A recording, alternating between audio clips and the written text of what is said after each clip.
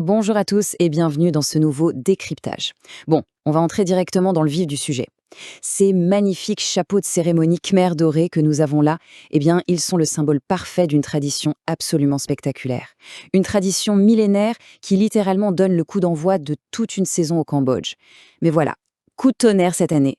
Une info de dernière minute vient d'annuler complètement cet événement historique. Et oui, c'est officiel. L'événement tant attendu qui devait se tenir le 5 mai 2026 dans la province de Preveng n'aura tout simplement pas lieu. C'est vraiment une annonce majeure, parce qu'on parle d'un moment totalement charnière pour toute une population qui vit et respire au rythme des saisons agricoles. Du coup, ça nous amène forcément à nous poser cette question. Qu'est-ce que le pays va vraiment rater cette année? Parce que, soyons clairs, au-delà d'une simple croix sur un calendrier officiel, on touche à quelque chose de très profond. Pour comprendre l'onde de choc de cette annulation, il faut vraiment plonger au cœur de cette tradition ultra-sensorielle. Première partie, l'annulation de l'édition 2026. Alors, pourquoi cette annulation soudaine? Les sources officielles sont très claires là-dessus, c'est lié à l'état de santé de Sa Majesté le roi Norodom Sihamoni. Il faut savoir que le roi joue un rôle, mais alors absolument central là-dedans. C'est lui qui préside traditionnellement l'événement, et sans sa présence, eh bien, c'est tout simplement impossible de maintenir le protocole royal. Ce qui est d'autant plus marquant, c'est quand on regarde la dynamique récente de l'événement. Historiquement, ça se passait surtout dans la capitale.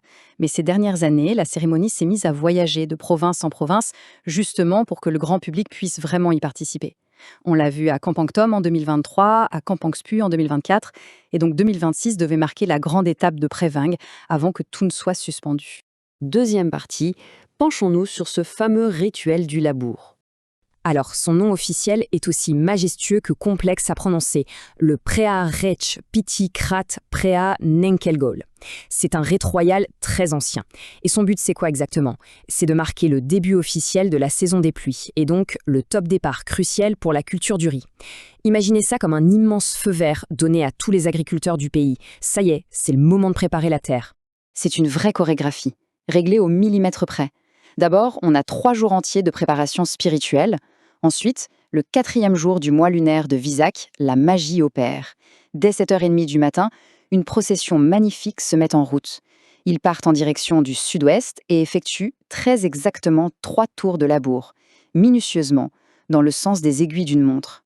Et au milieu de tout ça, il y a une image super marquante, celle du Méhour. C'est un officiel spécialement désigné qui marche juste derrière la charrue. Sa mission est très poétique en fait. Il doit semer avec une grande délicatesse des graines de riz dans la terre fraîchement retournée. Visuellement, c'est grandiose, surtout avec ces officiels qui portent fièrement les fameux chapeaux dorés pointus traditionnels khmer. C'est vraiment une image très authentique. Troisième partie, les bœufs sacrés. C'est là qu'on entre dans la phase un peu magique, voire mystique de l'événement. Une fois le labour terminé, on présente au bœuf sacré 7 bols d'offrande. On y trouve quoi? Du riz, du maïs, des haricots, du sésame, de l'herbe fraîche, de l'eau et du vin. Et le truc incroyable ici, c'est la liberté totale. Personne ne les influence. Les bœufs choisissent exactement ce qu'ils veulent consommer. Et c'est justement ce choix qui est crucial. Le système de prédiction est très clair. Si les bœufs mangent des cultures solides, comme le maïs ou le riz, bingo, ça annonce une super récolte agricole. Mais s'ils se tournent vers l'eau ou le vin, là, ça prédit plutôt des conditions météo très spécifiques, voire des bouleversements dans la société. Du coup, vous avez des astrologues royaux, appelés les Baku, qui scrutent tout ça de près pour donner une interprétation officielle et totalement neutre des choix divins au grand public. Attention, on ne prend pas n'importe quels animaux pour un tel événement. Ces bœufs sacrés, qu'on appelle les us safarash, sont vraiment triés sur le volet. Il faut que ce soit des bœufs noirs, avec des cornes ayant une courbure tout à fait unique. Le jour J, ils sont ornés de superbes tissus rouges et de masques majestueux. Ça donne une allure visuelle incroyable à la cérémonie et ça renforce vraiment le côté sacré de l'instant. Quatrième et dernière partie, plongeons dans les origines anciennes. Parce que oui, on parle littéralement d'un morceau d'histoire vivante. Les toutes premières traces de ce genre de rituel remontent au royaume du Funan, quelque part entre le 1er et le 6e siècle. C'est fou, non? On retrouve même cette pratique ancrée dans des épopées légendaires comme le Ramayana ou le Mahabharata. Et il y a même des preuves physiques de tout ça datant du 6e siècle, qui ont été retrouvées lors de fouilles à Angkor Boré. D'ailleurs, quand on regarde de près certaines sculptures khmer ou de vieux manuscrits, tout est là, documenté. Ça nous montre de manière incontestable à quel point l'agriculture, la spiritualité et le pouvoir royal sont intimement liés dans cette civilisation depuis des milliers d'années. C'est un héritage d'une résilience fascinante. Et ce qui est absolument magnifique dans cette tradition, c'est la façon dont différentes croyances cohabitent pacifiquement. Par exemple, dans la mythologie hindoue, le dieu Balarama utilise une charrue, et la princesse Sita naît directement d'un champ fraîchement labouré.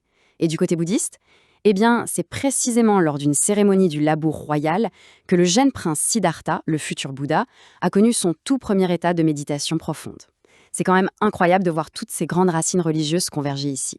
Ce qui nous amène à notre ultime réflexion pour aujourd'hui. Quand on réalise la profondeur historique et le poids symbolique de cette cérémonie, on comprend vite que l'annulation de l'édition 2026 n'est pas qu'un simple souci d'agenda. Ça pose une vraie question captivante. Comment l'absence ponctuelle d'un rite aussi fondateur vient-elle perturber la perception du temps et même le rythme de toute une nation bâtie sur l'agriculture ? C'est vraiment une pensée fascinante à garder en tête, qui nous montre à quel point nos traditions façonnent le monde dans lequel on vit. On espère que ce décryptage vous a plu et on se donne rendez-vous très vite pour une prochaine analyse.